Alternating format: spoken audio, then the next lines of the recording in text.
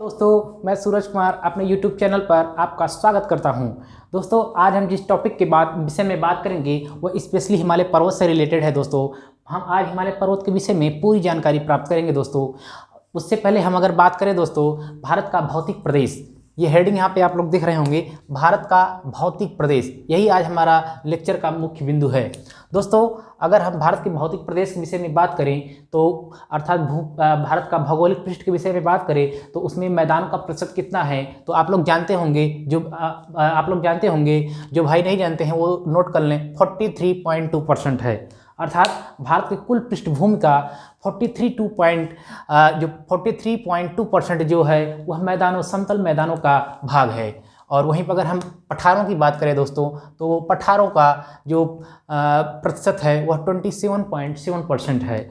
और पहाड़ियों का दोस्तों 18.5% और पर्वतों का 10.6% है।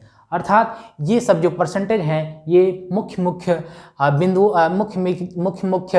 स्थलों का है, जिसमें मैदान, पठार, पहाड़ियाँ, पर्वत। अब दोस्तों चूँकि हमारा जो अगर हम भारत के पूरे संपूर्ण पृष्ठभूमि को अगर हम बांट लें, अर्थात हम कहें भारत के जो भौगोलिक प्रदेश है अगर उसको हम डिवाइडेशन करें या वर्गीकरण करें तो भारत के सामान्यतः 4 भौतिक प्रदेशों में बांटा गया है। भारत के पूरे पृष्ठभूमि को 4 भौतिक प्रदेशों में बांटा गया है, जिसमें मुख्य हैं उत्तर का विशाल पर्वतमाला, प्रायद्वीपीय पठार, उत्तर का मैदान, तटवर्ती मैदान एवं द्वीपीय प्रदेश। पहला है, अगर हम 4 भौतिक प्रदेशों में भारत को बांटे दोस्तों तो पहला है उत्तर का विशाल पर्वतमाला, प्रायद्वीपीय पठार, उत्तर का विशाल मैदान, तटवर्ती मैदान एवं द्वीपीय प्रदेश। अब हम जिस टॉपिक का विषय में बात करने वाले हैं दोस्तों वो हिमालय है। वो हिमालय उत्तर का विशाल पर्वतमाला जो ये हेडिंग है इसी के अंतर्गत आएगा दोस्तों।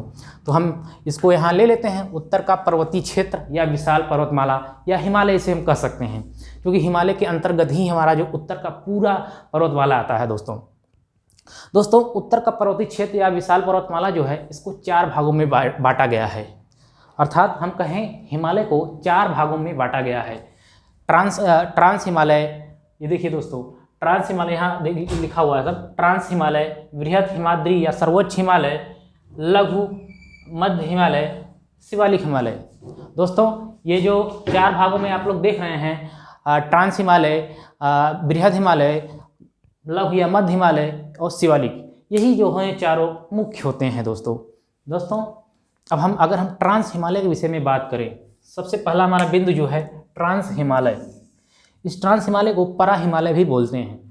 दोस्तों ये जो ट्रांस हिमालय है यह जो है 3 श्रेणियों से, इसमें 3 श्रेणियां हैं, बहुत ही महत्वपूर्ण हैं ट्रांस हिमालय के अंतर्गत।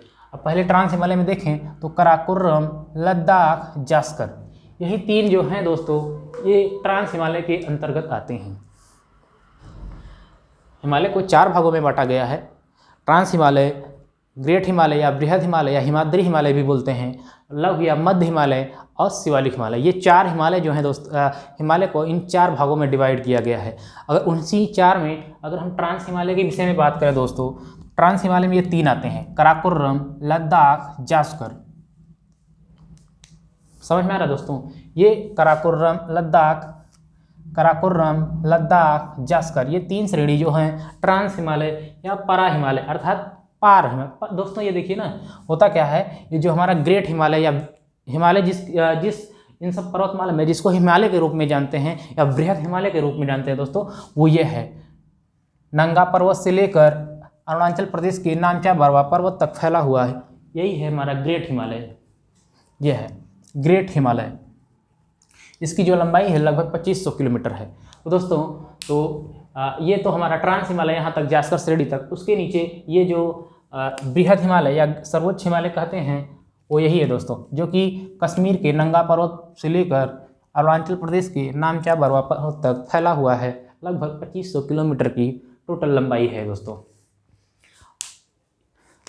ये हो गया बृहद हिमालय। अब दोस्तों तीसरा है, देखिए, लघु या मध्य हिमालय, जिसे पीर पंजाल श्रेणी भी बोलते हैं। लघु या मध्य हिमालय या पीर पंजाल श्रेणी। दोस्तों जो लघु या मध्य हिमालय है वह ग्रेट हिमालय के जस्ट नीचे है। उसमें देखिए दोस्तों, जो कि इस ग्रेट मध्य हिमालय में दोस्तों कुछ श्रेणियां हैं जो कि महत्वपूर्ण हैं, उनके विषय में देख लीजिए। जैसे यहाँ ट्रांस हिमालय में 3 श्रेणियां महत्वपूर्ण है, कराकोरम, लद्दाख, जास्कर। उसी प्रकार मध्य हिमालय, लघु हिमालय में भी कुछ श्रेणियां महत्वपूर्ण हैं, जैसे पीर पंजाल, धौलाधर, नागटीवा, महाभारत। पीर पंजाल, धौलाधर, नागटीवा, महाभारत, ये जो 4 ये श्रेणियां हैं दोस्तों, 1 2 3 4, ये मध्य हिमालय या लघु हिमालय का कुछ महत्वपूर्ण श्रेणियां हैं दोस्तों। ट्रांस हिमालय, ग्रेट हिमालय, लघु या मध्य हिमालय, उसके बाद शिवालिक। शिवालिक में भी कुछ महत्वपूर्ण श्रेणियां हैं। देखिए दोस्तों, शिवालिक में है जम्मू हिल्स, चूरिया मुरिया, दुधवा। उसके बाद ये यहाँ पर दोस्तों यहाँ इसके बाद जो है दुधवा के बाद ये गायब हो जाती हैं। उसके बाद ये असम में प्रकट होती हैं, अर्थात वहाँ गायब होने का मतलब कोई ऊंची श्रेणी नहीं है या ऊंची चोटी नहीं है, तो वो असम में जाकर ऊंची चोटी मिलती है, जो भी ऊंची चोटियां हैं असम में, शिवालिक की जो ऊंची चोटियां असम में हैं, उनको वहाँ की जनजातियों के नाम पर रखा गया है। असम में कुछ जनजातियां हैं, उन्हीं के नाम पर शिवालिक के कुछ चोटियों का नाम रखा गया है। उनमें है मीरी, अबोर, मिसमी, डफला, यही सब जनजातियाँ हैं।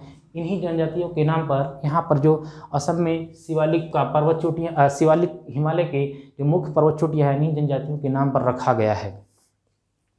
इसलिए दोस्तों ये ध्यान दें। अर्थात अगर हम बात करें दोस्तों, अब पूरा की बात करते हैं, ट्रांस हिमालय में कराकोरम, लद्दाख, जास्कर 3 श्रेणियाँ आती हैं। और ग्रेट हिमालय दोस्तों, ग्रेट हिमालय 2500 किलोमीटर नामचा नंगा पर्वत से लेकर नामचा बरवा पर्वत तक फैला हुआ है।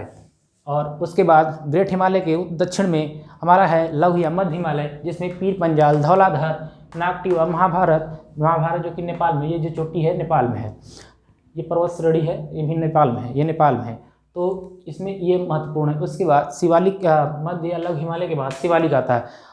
शिवालिक में जम्मू हिल्स, चूरिया मुरिया, दुधवा। उसके बाद यहाँ पर ये गायब हो जाती हैं, फिर असम में जाकर प्रकट होती हैं। असम में कुछ जनजातियाँ हैं, मीरी, अबोर, मिसमी, डफला। इन्हीं जनजातियों के नाम पर असम में जो शिवालिक पर्वत श्रेणी, शिवालिक हिमालय का जो पर्वत श्रेणी है, उन्हीं चोटियों का नाम इन जनजातियों के नाम पर रखा गया है। दोस्तों एक चीज़ आपको मैं और बताना चाहूँगा, आप देखते होंगे दोस्तों, यहाँ पे एक सिंधु नदी दिख रही है। सिंधु नदी जो है दोस्तों, यह हिमालय पर्वत का पूर्ववर्ती नदी है। सिंधु नदी दोस्तों, ये सिंधु नदी, सतलज नदी और ब्रह्मपुत्र नदी, ये जो 3 नदियाँ हैं दोस्तों, ये हिमालय पर्वत की पूर्ववर्ती नदी हैं। अर्थात ये हिमालय पर्वत जब नहीं था उसके पहले से ये बह रही हैं। इसलिए दोस्तों सतलज नदी जो है हिमालय, एक ग्रेट हिमालय अर्थात बृहद हिमालय जो है, उसको काट कर आगे बढ़ती हैं। तो जहाँ पर काटती हैं उसको बोलते हैं सिपकिला दर्रा। अर्थात सतलज नदी जो है हिमालय पर्वत का पूर्ववर्ती नदी है, जो कि एक सिपकिला दर्रा, ग्रेट हिमालय में एक सिपकिला दर्रा है, उसी से भारत में एंटर करती है या उसी से होकर भारत को आती है सतलज नदी। दोस्तों अगर हम बात करें, ये सतलज नदी, एक यहाँ पर है ब्रह्मपुत्र नदी।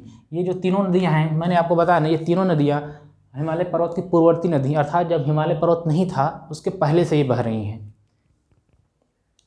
दोस्तों अब एक चीज़ और देख लीजिए, बृहद हिमालय, ये बृहद हिमालय है ना, बृहद हिमालय और मध्य हिमालय या लघु हिमालय के बीच में कुछ घाटियां हैं, जो कि घूमने फिरने की जो जगह है, कश्मीर घाटी, कुल्लू घाटी, काठमांडू, बहुत सारी जो घाटियां हैं घूमने टहलने लायक, वो दोस्तों और बृहद हिमालय और मध्य हिमालय या लघु हिमालय के बीच में स्थित हैं। और वहीं पर मध्य हिमालय और शिवालिक के बीच में जो घाटी है, मध्य हिमालय और शिवालिक के बीच में जो घाटी है दोस्तों, तो उनको दून बोला जाता है। मध्य हिमालय और शिवालिक के बीच, क्योंकि ये मध्य हिमालय हो गया, शिवालिक हिमालय हो गया, इसके बीच में जो घाटियाँ होंगी दोस्तों, उनको दून बोला जाता है, जैसे देहरादून, पोटली दून। तो ये पूछ सकता है कि दून किसको बोला जाता है? मध्य हिमालय तथा शिवालिक के बीच में जो घाटियाँ हैं उन्हें दून बोला जाता है। दोस्तों कुछ घास स्थल भी हैं, उनको भी देख लीजिए। जम्मू कश्मीर में जो घास स्थल हैं, अर्थात उनको बोलता है गुलमर्ग, सोममर्ग, टनवर्ग।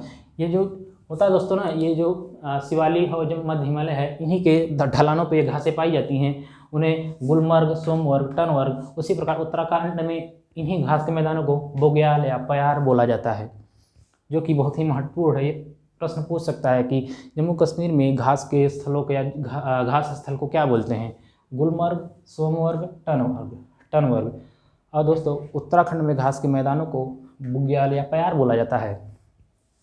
उसी प्रकार अगर हम दोस्तों बात करें, एक चीज़ मैं आपको बता देना चाहता हूँ दोस्तों, ये तो हम आपको बताएं कि हिमालय पर्वत का हिमालय पर्वत को कितने भागों में बांटा गया है। उसमें है ट्रांस हिमालय, बृहद हिमालय, लघु हिमालय, शिवालिक।